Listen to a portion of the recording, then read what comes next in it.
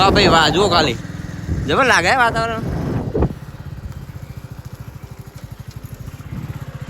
ચોથો સુરત દાદો એટલે બે અને આજુભાઈ અને મુએ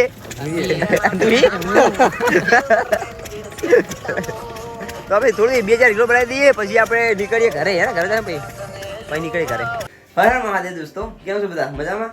તો આજે નવો વ્લોગ લઈને ફરીથી આવી ગયો છું અને આશા કરું છું કે મારા વ્લોગ તમને પસંદ આવતા હશે.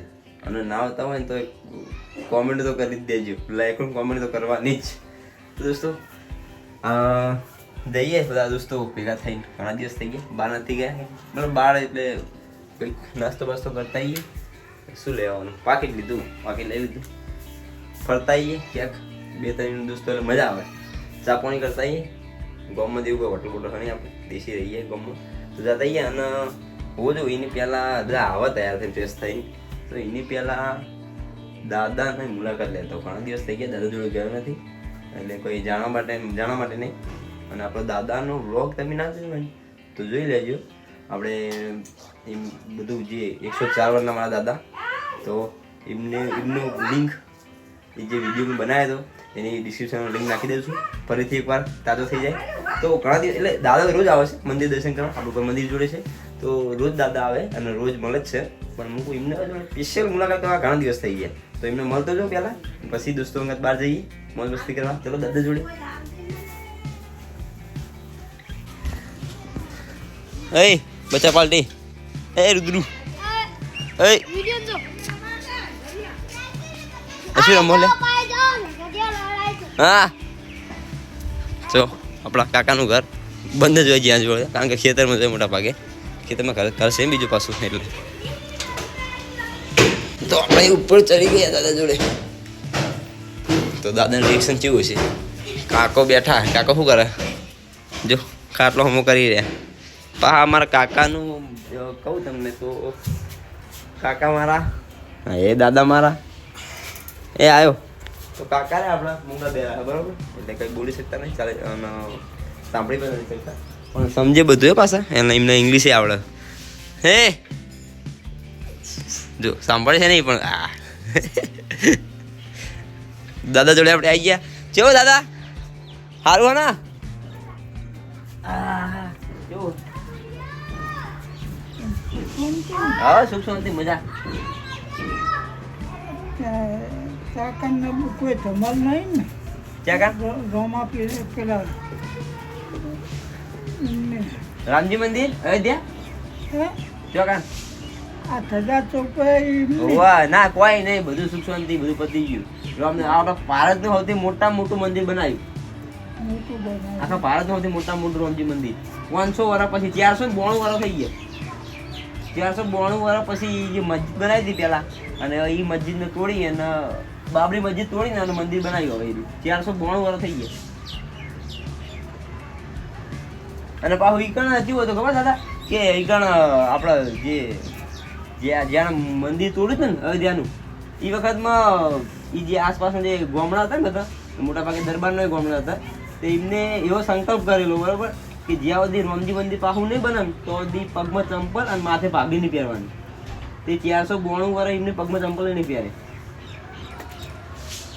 500 વર્ષ જેવું થયું. હા 500 વર્ષ થઈ ગયા. એટલે દ્વારકે ઢુકડા જ છે. દ્વારકા બહુ આખા નહીં.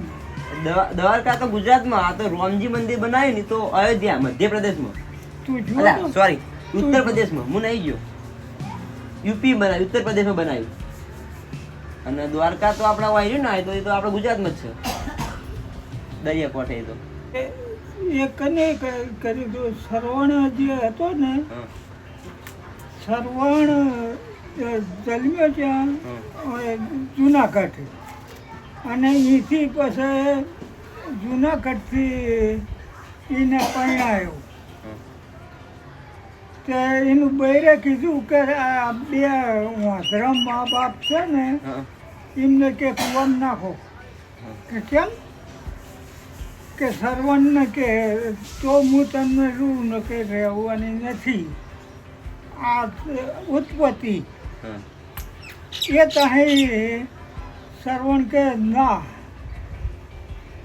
બેને કાવડ કઢાઈ. હા.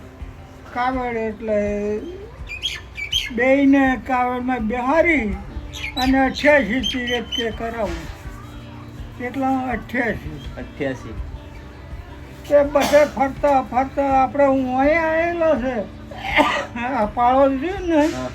એ કને એમનું મંદિર છે શ્રવણનું સર્વર્ણ મહાભારતનું.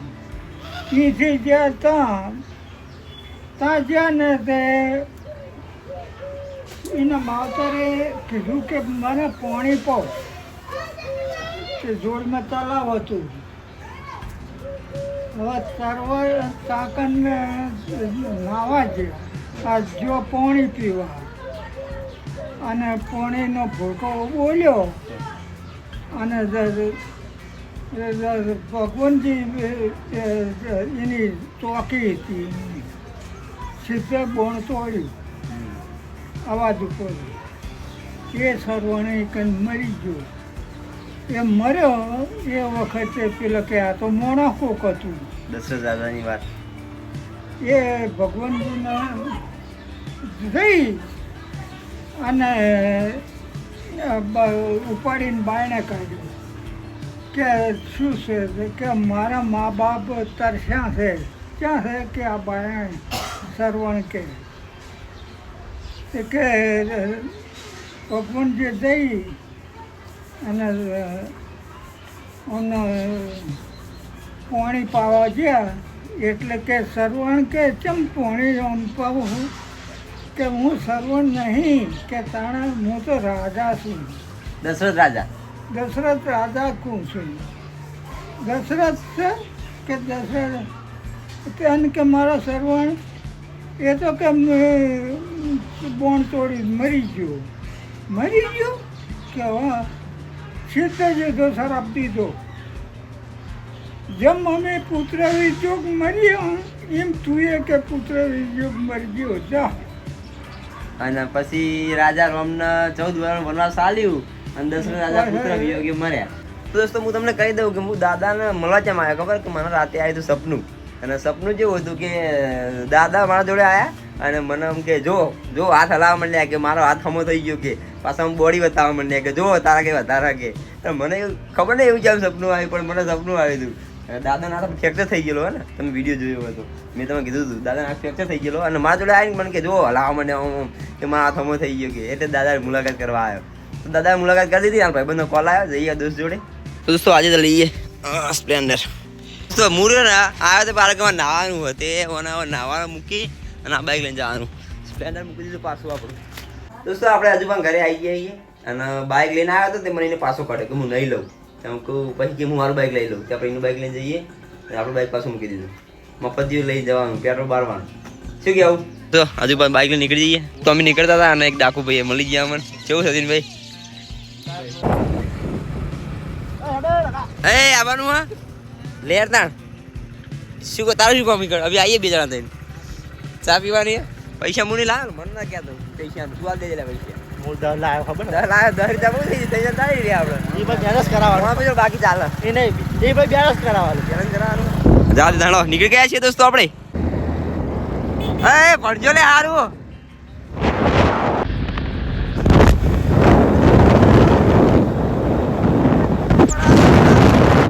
આપણે નાખતો નહીં. જો દોસ્તો આવીએ આપણે ચાબી નાખીએ. હજુ પા તાના પૈસા હાલ દેજે. કોણ હાલવાનું? મારે તો પૈસા નહીં. ઈરાજ જોડે ઈરાજ એ તો પૈસા લઈએ દોસ્ત તાવા પી લઈએ રાખો. જો પૈસા તારા જ હાલવાના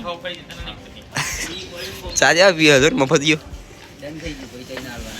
ચા પીને આ બધું આવતા રે મારા જો પૈસા પકડાય અમને હમણાં સંગ તો મફત ના કરાય. પૈસા હું આવીને આવ્યો અમને નહીં હાલે એના ગોળીઓ લાવ્યો તમારે નહીં હાલવાનું નહીં ખાતા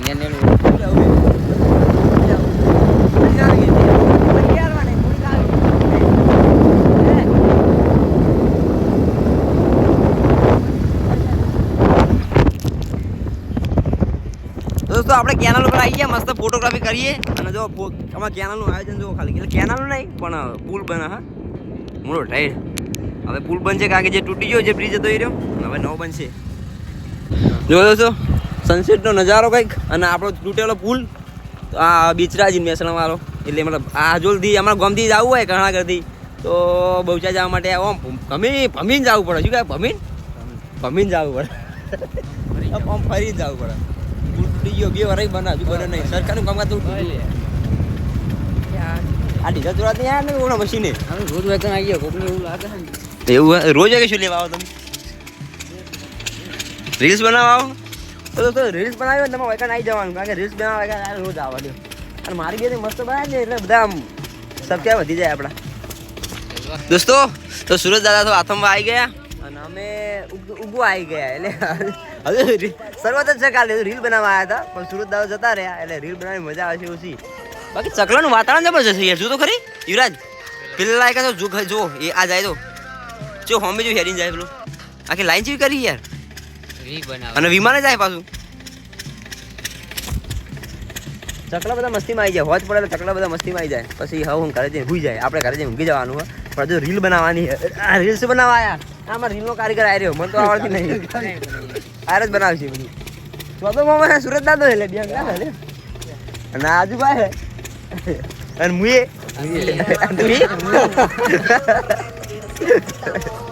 તો આપણે થોડી 2000 કિલો બનાવી દઈએ પછી આપણે નીકળીએ ઘરે યાર ઘરે જાય પછી નીકળીએ ઘરે. તો દોસ્તો આપણે હવે નીકળી જઈએ ઘરે. હજુ પણ આજુ બાઇક અને ચશ્મા આલતી હજુ પણ કારણ કે જીવન સીઝન બહુ પહેર દે ભાઈ પહેર દે ભાઈ. વાહ ભાઈ વાહ જુઓ ખાલી જબર લાગે વાતાવરણ. તો દોસ્તો આપણે હવે ચકલા એમના હેરે ઘરે માળામાં અને આપણે જઈએ આપણા ઘરે. નીકળી ગયા આપણે હજુ પણ 3 જણા. જય શ્રી રામ. તો દોસ્તો આપણે 22 જાન્યુઆરી રામના દર્શન નહોતા કર્યા પણ આજે આવ્યો તો આસુલ ગામે દર્શન થઈ ગયા. જય શ્રી રામ. તો દોસ્તો હું ઘરે આવી ગયો અને દર્શન કરી લી માતાજીના કારણ કે આરતી તો થઈ જઈએ છે. પપ્પાને કહી દીધું મેં કોઈ આરતી કરી દીધા મારું મોડું થશે. જય મા શિકોતર